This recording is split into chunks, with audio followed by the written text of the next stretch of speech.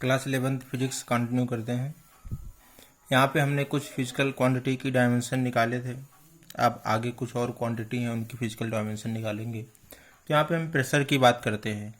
P is equal to होता है F/A। Pressure is equal to force upon area.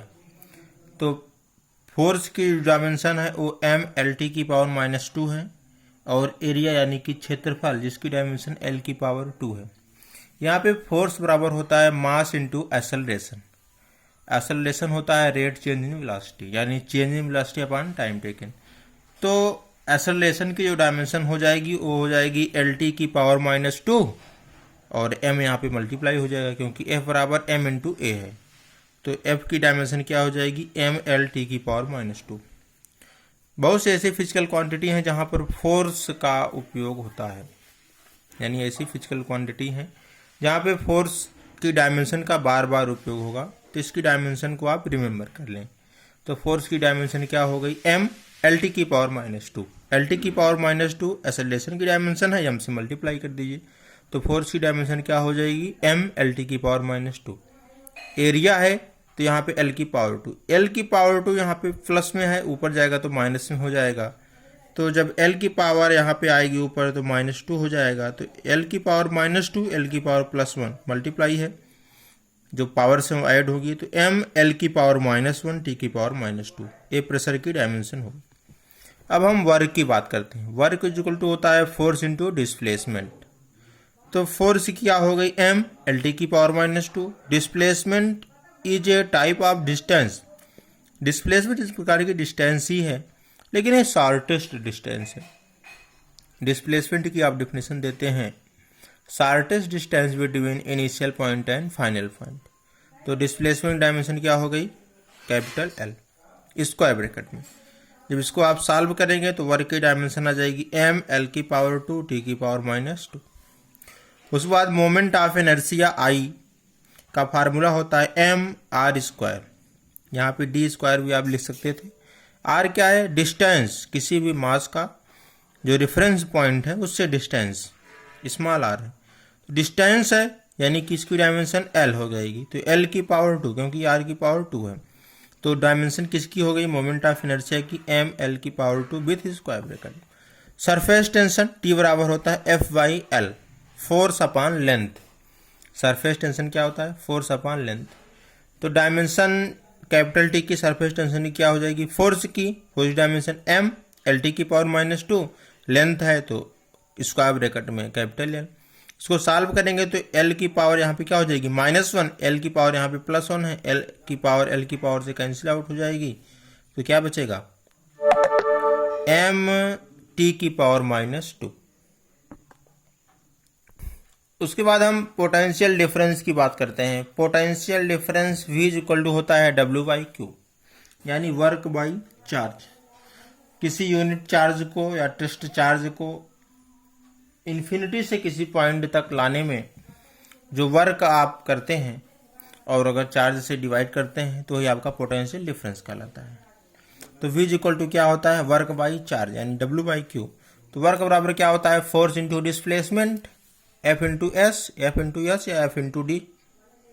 Q बराबर होता है IT charge equal to current into time. आवेश बराबर विद्युत धारा गुणे समय। तो Q के स्थान पे क्या हमने लिख लिया IT। तो फोर्स की डायमेंशन ML⁻² और डिस्प्लेसमेंट है यानी कि L और इलेक्ट्रिक करंट I जिसका डायमेंशन होता है कैपिटल A, यूनिट होती है एम्पियर और यहाँ पे टाइम है डायमेंशन T। इसको आप सॉल्व करेंगे तो ML⁻² T⁻²। ए ऊपर जाएगा A⁻−1 T⁻−1। तो ML⁻² A⁻−1 T की पावर यहाँ पे देखिए -2 है, यहाँ पे T⁻−1 है तो T⁻−3। तो डायमेंशन किसकी मिल गई पोटेंशियल डिफरेंस की ML⁻² A⁻−1 T⁻−3। इसके बाद हम बोल्ट्जमान कांस्टेंट की बात करते हैं कि PV बराबर होता है KT। तो यहाँ पे क्या है बोल्ट्जमान कांस्टेंट। तो यहाँ से हमने लिखा K बराबर PV/T। P क्या है प्रेशर। प्रेशर की डायमेंशन क्या होती है ML⁻−1 T⁻²।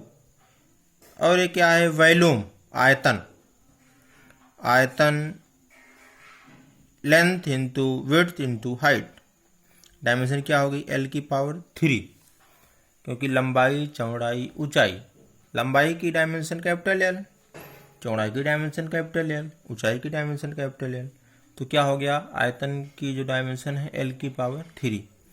और यहाँ पे टेम्परेचर है, टेम्परेचर को हमने थीटा से दिखाया है। तो इसको आप सॉल्व करेंगे तो m, यहाँ पे देखिए L की पावर -1 है, यहाँ पे L की पावर 3 है, तो एक पावर कैंसिल आउट हो जाएगी, तो L की पावर 2 बचेगा, T की पावर -2, ये थीटा यहाँ पे प्लस में है, ऊपर जाएगा माइनस में हो जाएगा, तो थीटा की पावर -1। तो डायमेंशन मिल गया बोल्ट्जमान कांस्टेंट की m, L की पावर 2, T की पावर -2, थीटा की पावर -1। अगर हम इसके वैल्यू की बात करें तो इसकी वैल्यू होती है 1.38 इंटू 10 की पावर -23 जूल पर केल्विन। और अब प्लांक कांस्टेंट की बात करते हैं, स्मॉल h, E बराबर होता है h म्यू, म्यू क्या है, फ्रीक्वेंसी ऑफ फोटॉन, यहाँ पे हमने f से दिखाया है, E बराबर h f भी कर सकते हैं, f क्या है, फ्रीक्वेंसी, E बराबर h f किसी फोटॉन की एनर्जी है, जो फोटॉन की एनर्जी होती है उसके फ्रीक्वेंसी के डायरेक्टली प्रोपोर्शनल होती है। तो जब E is directly proportional to frequency हो गया तो प्रोपोर्शनलिटी साइन को हटाने के लिए हम एक कांस्टेंट लगाते हैं, वही कांस्टेंट आपका है स्मॉल h। तो स्मॉल h क्या है, प्लांक कांस्टेंट। प्लांक कांस्टेंट की डायमेंशन अगर हमें निकालना होगा तो E बराबर एच एफ के फार्मूले से h बराबर E बाई एफ, तो H बराबर E बाई एफ मिल गया। E क्या है, आपकी एनर्जी, एनर्जी में आपने काइनेटिक एनर्जी निकाल लेते हैं, पोटेंशियल एनर्जी निकाल लेते हैं। तो यहाँ पे अगर एनर्जी की हम डायमेंशन देखें तो m L की पावर 2 T की पावर -2, क्योंकि kinetic energy half mv², 1/2 numerical value है जो कि कांस्टेंट, m यानी मास, वेलोसिटी की डायमेंशन का स्क्वायर, वेलोसिटी का डायमेंशन होता है lt की पावर -1, तो L की पावर 2 T की पावर -2, ये हो गई एनर्जी की डायमेंशन। फ्रीक्वेंसी, फ्रीक्वेंसी क्या होता है, 1 टाइम पीरियड, आवृत्ति बराबर 1 आवर्तकाल, आवर्तकाल यानी कि समय t, तो t की पावर -1, t की पावर -1 किसकी डायमेंशन हो गई, स्मॉल f की यानी फ्रीक्वेंसी की। तो इसको आप जब सॉल्व करेंगे तो m L की पावर 2, यहाँ पे t की पावर -2 है, यहाँ पे माइनस में ऊपर जाएगा प्लस में हो जाएगा, तो t की पावर -1 बचेगा। तो डायमेंशन हो गई स्मॉल h की m L की पावर 2 t की पावर -1। अगर हम इसके वैल्यू की बात करें तो 6.63 इंटू 10 की पावर -34 जूल सेकेंड वैल्यू होती है प्लांक कांस्टेंट की। अब बात करते हैं ग्रेविटेशनल कांस्टेंट कैपिटल G की, जो कि यूनिवर्सल लॉ ऑफ ग्रेविटेशन है। ग्रेविटेशनल लॉ में क्या होता है कि दो द्रव्यमान है, एक m1 है और दूसरा m2 है, अगर स्मॉल r दूरी पर एक दूसरे से रखे गए हैं, ये अगर स्मॉल सेंटर ऑफ मास से लेते हैं हम पॉइंट स्मॉल r दूरी पर रखे गए हैं तो इनके बीच एक ग्रेविटेशनल फोर्स काम करता है जो कि डायरेक्टली प्रोपोर्शनल होता है m1 m2 के, और इनवर्सली प्रोपोर्शनल होता है square of distance between them यानी 1/r²। तो ये दो रिलेशन होते हैं, f is directly proportional to m1 m2, f is inversely proportional to 1/r²। ये न्यूटन का ग्रेविटेशनल लॉ है। अगर यहाँ पे मास इंक्रीज हो रहा है तो ग्रेविटेशन फोर्स भी इंक्रीज होगा, और यहाँ पे डिस्टेंस से इन्वर्सली है, अगर दोनों के बीच डिस्टेंस ज़्यादा हो रही है तो ग्रेविटेशन फोर्स कम हो जाएगा, अगर डिस्टेंस कम होगी तो ग्रेविटेशन फोर्स ज़्यादा हो जाएगा। यानी अगर r को आप इंक्रीज करेंगे तो f क्या होगा, डिक्रीज हो जाएगा, अगर आज r को आप डिक्रीज करेंगे तो f क्या होगा, इंक्रीज हो जाएगा, इन्वर्सली प्रोपोर्शनल है। तो यहाँ पे ये प्रोपोर्शनलिटी साइन है, इस प्रोपोर्शनलिटी साइन को हटाने के लिए एक कांस्टेंट जोड़ेंगे, इस दोनों इक्वेशन को आप जोड़ेंगे तो आपको मिलेगा f is directly proportional to m1 m2/r²। तो इस प्रोपोर्शनलिटी को हटाने के लिए एक कांस्टेंट हम लगाते हैं, वही कांस्टेंट आपका कैपिटल G है, जिसे यूनिवर्सल लॉ ऑफ ग्रेविटेशन या ग्रेविटेशनल कांस्टेंट भी कहते हैं।